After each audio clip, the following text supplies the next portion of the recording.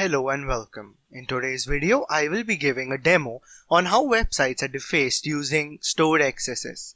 I will also be going through the prerequisites, basic concepts required, demonstration and much more. In case you are viewing this video on YouTube, there are timestamps in the description below. Disclaimer: this video is being created for educational purposes. The demonstration is given in a local and secured environment with appropriate permissions. The creator of the video is in no way liable for any damage caused by the viewer. Proceed at your own discretion. So before I proceed with the video, make sure you have a basic understanding of HTML, JavaScript and PHP, as well as an understanding of website architectures. In today's demonstration, I will be using PHP as the backend language and SQL to store the data. For the same reason, XAMPP will be used to host the website locally. Now, let's talk about XSS. XSS, also known as cross-site scripting, is when an attacker is able to run malicious scripts on the user's browser. This is usually done for data theft, but can also be used for other purposes. XSS is categorized into three main types. Reflective XSS. This XSS is usually passed on by links, and thus the attack is passed on by HTTP. Stored XSS. This XSS is passed on by the database of the website. It happens when the attacker injects something that will later be stored into the website database and displayed. DOM-based XSS. This XSS is executed when there is an error in the client-side code rather than the server side.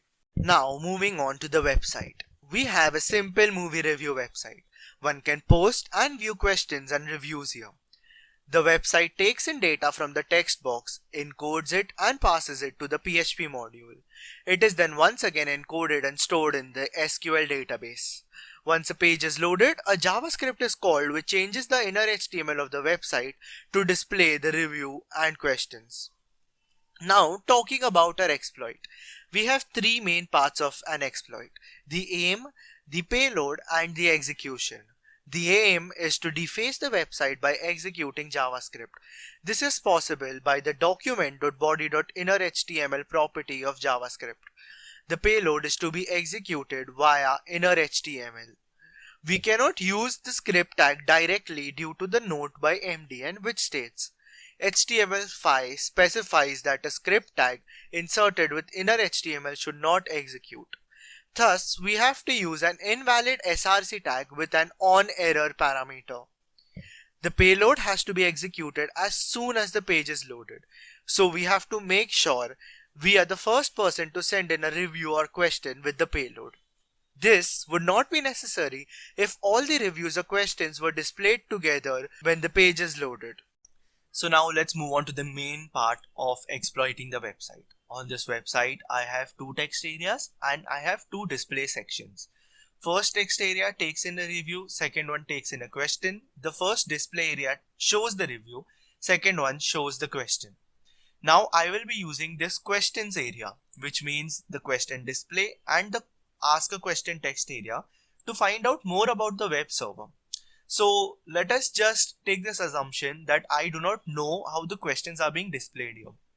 So there are two main methods people usually use. The first one is using inner HTML and the second one is by using JavaScript DOM nodes. Now, how do I find out which one of these is being used here? There are two ways to find this out. The first one is not preferred because it can only work when the web application does not have any XSS firewall. So if you remember, I had told you about the MDN note which was given, which states that if inner HTML is used and a script tag is passed through, the script tag will not be executed. So here I am just going to be using a very simple script tag, which will be the alert one.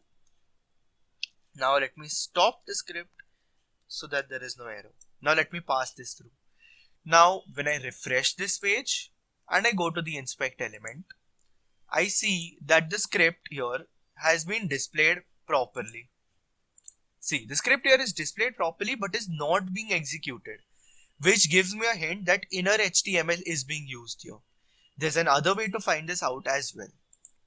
So let me pass in another question here. Now let me go to the next question. So here I have passed in a question which would be easily visible. So I'll not be working with the first question, which was the script tag which I passed. Now one can see here that GG and this complete div is being highlighted. Now I would ask another question here. Now when I click the next button, two things might happen. The first one is that I would still be selected and this GG would be replaced by HH.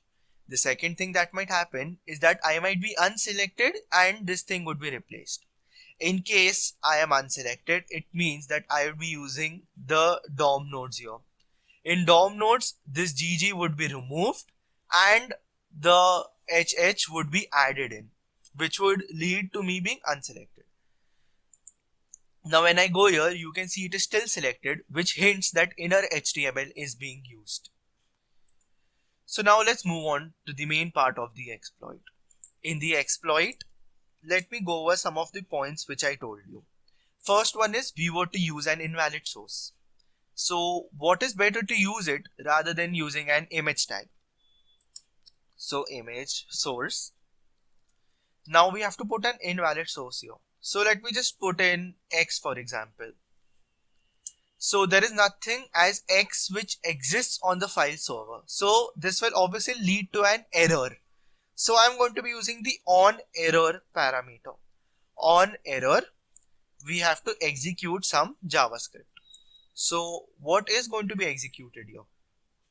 Here we would be executing document.body.inner HTML, just like I stated before.